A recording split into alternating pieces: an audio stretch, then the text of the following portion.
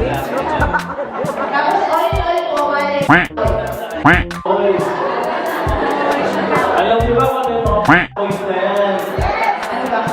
Mga halip na yan.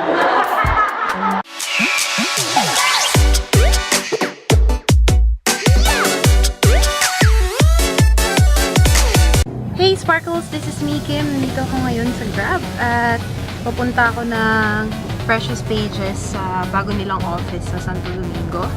At I'm there to attend a 2-day writing workshop. Late na ako pero tingnan natin kung aabot pa ako. I'm on my way. Alam ko malapit na lang yun dito. So, I'll see you there.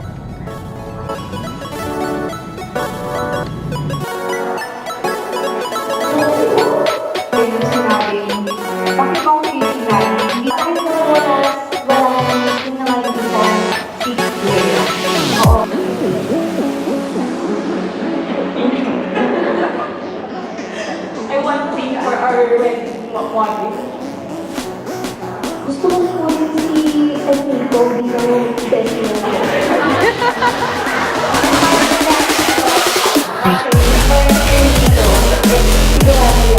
Magandang umaga. Sandali lang na.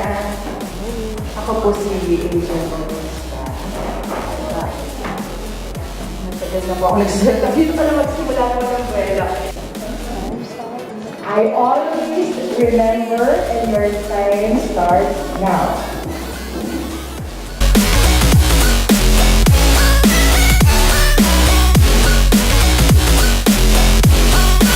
Dalawa pa. Kimberly. Ayun, medyo kinakabahan po ako kasi parang open letter siya. Baka maiyak ako! Okay lang yan. Remember, use Kasi naman yung control. Okay. Go for the jugular. I always remember how you smile at me. Okay lang yan. Pag nasulat mo yung nobela, makikiiyak sila sa'yo. I promise that the last composition that I made was the last time that I'm going to write about him. Kaya nakita na naman tayo! Anyway. Safe space to ha, yung nandito atin-atin lang ha. Huwag na share sa Facebook Live, guys. What I only want to say right now is happy birthday. Yan na. Okay, dalawang pagsa.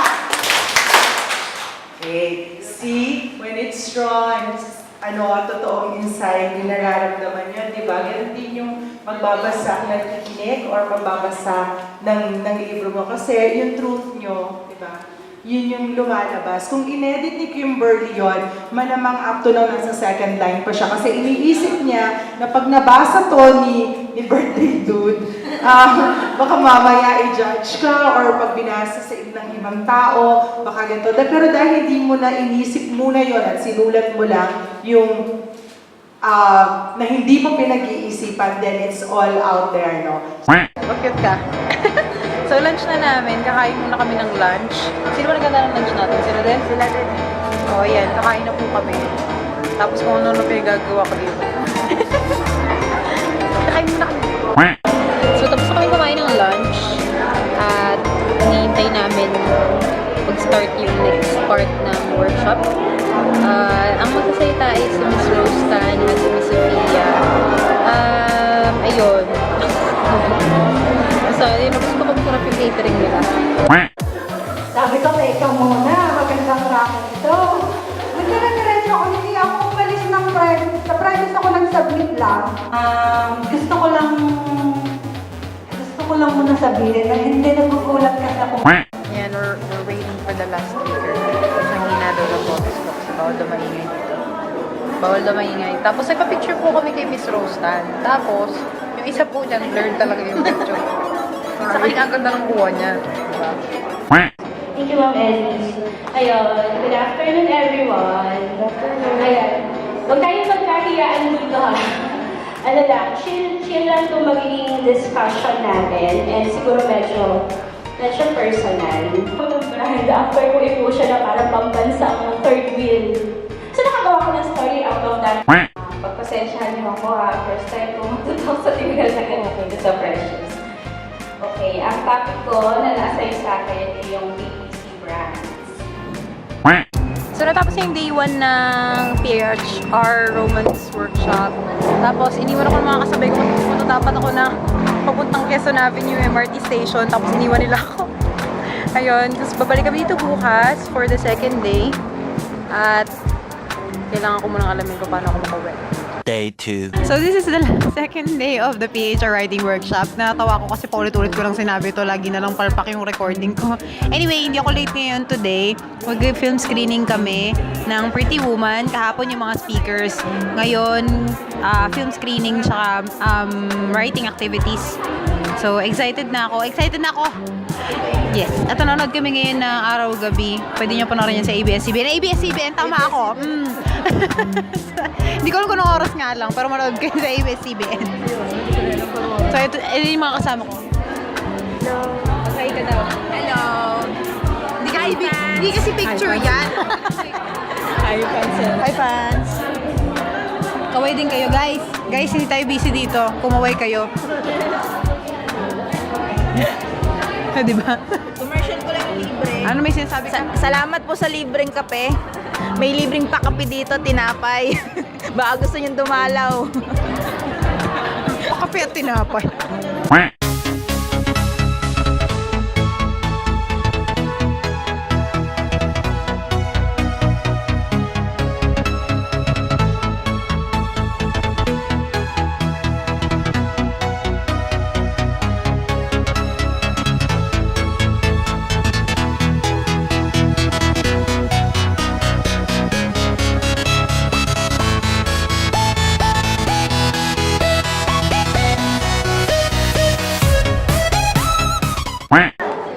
Ano daw mga ayaw niyo sa tao? Sinungaling!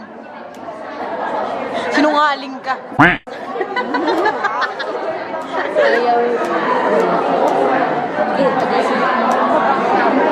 Backstab. Ano ba yung sulat ba yan?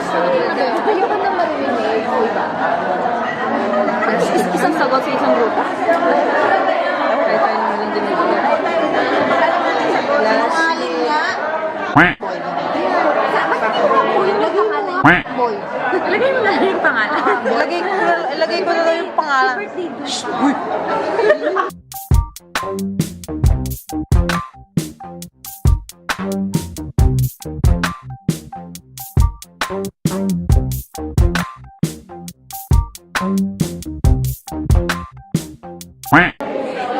Ayun, so, lima lang kasi. Madami kami sinulat, madami kami ayaw sa buhay eh. Pero, sabi nila backstabber, sinungaling, I think, Bossy. Plastic. Ayaw ka Big Soto. Bossy po yun, bossy. Plastic, gwapong-gwapo sa sarili. Yan eh. Tapos oil po, mali. Boys. Alam niyo ba kung ano yung mga boys na yan? Ano ba? Mga hayop na yan. Next table. Shit. Yan ang kuryente. Alam mo, ang dami niya na exposure dito sa vlog ko na to. Hindi na ako natutuwa. Kakain po kami. Kakain na po kami ng lunch. Gutom na ako. Gutom na daw siya.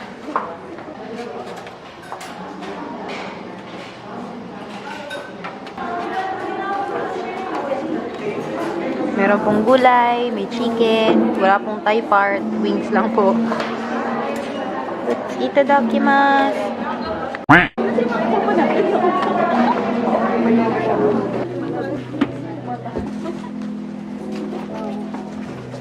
Dito po meron pa.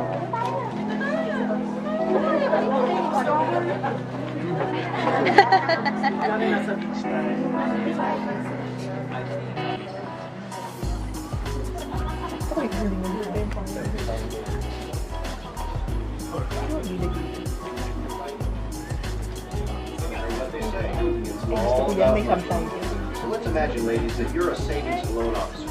Watch. 1, 2, 3. See, you've got it all, but we've got nothing.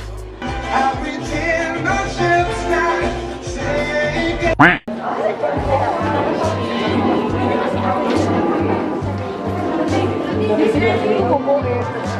pwede dito. Dito tayo. Ito yung guys news.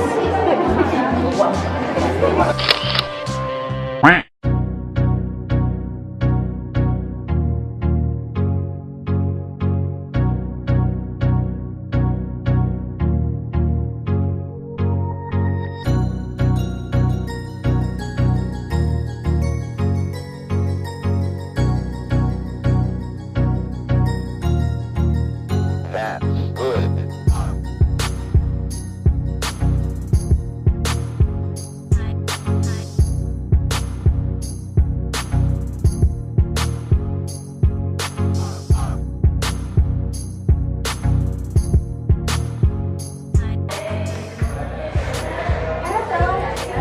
Hindi, akin po yan eh.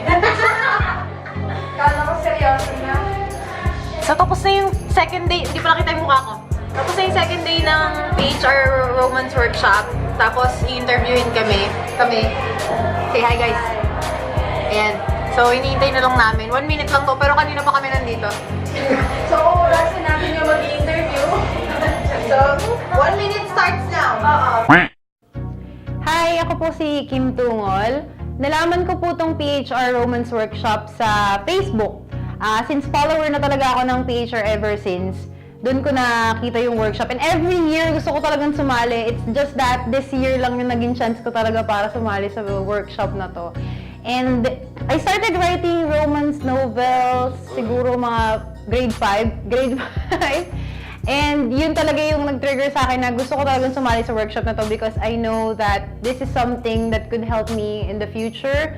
Kasi I know that writing is my passion.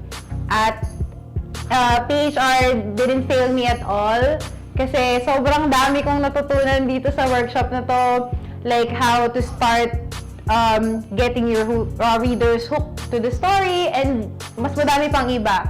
Kaya if ever there's gonna be another workshop, I'll be sure to join talaga. So thank you PHR for letting us join this workshop. Thank you. Baba na ako kasi katatapos ng interview. So it was just a short interview. Tinanong kami about sa workshop. Pauwi na din ako, mag-grab na kami papuntang Quezon Avenue Station kasi it's late na. It's 6 something. And I wanna show you something. Ang bangga-bangga ng elevator ng PHR. Ano kung pipindot nila? Ground. Yeah. So, sobrang bangga ng ano nila. So, I really enjoyed the workshop. Sobrang dami ko natutunan. Hopefully, I'll be able to write mga 1 week ganyan. Tsaka yung 1 week kakatapos ako ng isang novel.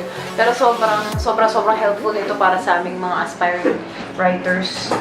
Talaga. Hindi ko pala pinag-picture. Sobrang thankful ako sa PHR if they gave this opportunity.